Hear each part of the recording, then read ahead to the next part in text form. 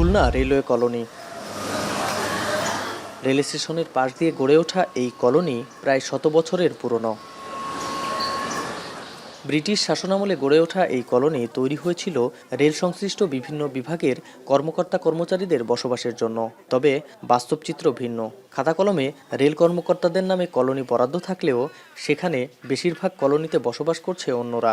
অগ্রিম 20 থেকে 30,000 টাকা দিয়ে রেল কর্মকর্তাদের কাছ থেকে এসব কলোনি ভাড়া নেন তারা। প্রতি মাসে দেন 2 থেকে 5,000 টাকা। আগে স্টাফরা থাকতো, এখন স্টাফরা এগুলো ভাড়া দিয়ে অন্য সাইডে তারা থাকে। এই না পাবলিক থাকতে দেয়, এখন এই যে আমিও ভাড়া দিই, অলি ভাড়া দেয়, সবাই ভাড়া। এগুলো ভাই যে কোয়ার্টার পায়, রেলে চাকরি করে, ওনরা যে নিজেকে বাড়ি আছে ওনরা ভাড়া দিয়ে দেয়। তখন আমরা গরিব মানুষ ঘর উঠেই থাকি, তাদের কিছুটা জাগার ভাড়া দিই। খুলনা রেলওয়ে কলোনির লাল ভবনগুলো ঢেকে গেছে ছোট ছোট টিনের ঘরে। ভবনগুলো ঘিরে গড়ে উঠেছে শত শত অস্থায়ী ঘর, যেখানে গাদাগাদি করে বসবাস করছেন কয়েক হাজার পরিবার। যেখানে ঢুকলেই চোখে পড়বে ময়লার ভাগাড়। অস্বাস্থ্যকর পরিবেশে বসবাস করছেন প্রায় 10,000-এরও বেশি মানুষ। খুলনার 100 বছরের পুরনো রেলওয়ে কলোনি এখন পরিণত হয়েছে বস্তিতে। এখানকার হাজারো মানুষ বসবাস করছে এরকম ড্রেনের ময়লা পানির সাথে। এই কলোনির ঘরগুলো যাদের নামে বরাদ্দ দেওয়া হয়েছে তাদের বেশিরভাগই কিন্তু প্রতি মাসে ভাড়া নিয়ে সরে পড়েন।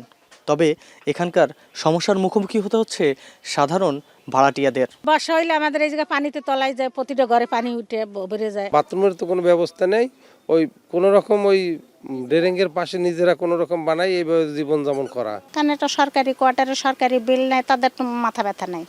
যদিও যেসব রেল কর্মকর্তারা কলোনিতে বসবাস করছেন তারাও আছেন স্বাস্থ্য ঝুঁকিতে। এছাড়াও এখানে না থাকার পেছনে সবথেকে বড় কারণ হিসাবে দায়ী করা হচ্ছে নোংরা পরিবেশকে। কলোনি বলতে তো পরিবেশ একটু এলোমেলো থাকেই, সেই ক্ষেত্রে হয়তো বা মানুষ কলোনিতে থাকতে চায় না। বর্ষাকালে অল্প বর্ষাতেই পানি উঠে যায়, সবাই চিন্তা করে যে একটা ভালো পরিবেশে থাকতে, এখানে থাকার মতো আসলে পরিবেশ নেই।